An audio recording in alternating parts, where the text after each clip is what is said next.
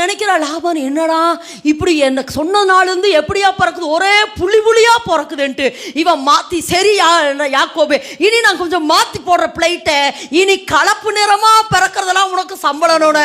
அடுத்து என்ன நடக்குது, கலப்பு நிறமா பிறக்குது. நல்லா கறந்துட்டு நல்லா, அவன் செய்வதெல்லாம் கர்த்தருடைய ஆசீர்வாதம். இதுதான் இதுதான் இதுதான் கர்த்தருடைய ஆசீர்வாதம். இவனது பெருகிட்டே இருக்குது, இவனது பெருகிட்டே இருக்குது. ஒரு இடத்துல சொல்றா லாபா, யாக்கோபே நீ வந்ததுக்கு அப்புறம் தான் எனக்கு ஆசீர்வாதமே. இன்னைக்கு கர்த்தர் சொல்றாருமா, உன் மேல கர்த்தருடைய கை இருந்தா அல்லது ஆசீர்வாதம் இருந்தா, நீ எதை தொடுகிறாயோ, எதை கையில எடுக்கிறாயோ, கர்த்தர் அதை ஆசீர்வதிப்பாரு, ஆசீர்வதிப்பாரு, ஆசீர்வதிப்பாரு, ஆசீர்வதிப்பாரு. பக்கத்துல கரத்தை பிடிங்களேன். கர்த்தருடைய கை உங்க மேல இருக்கிறனால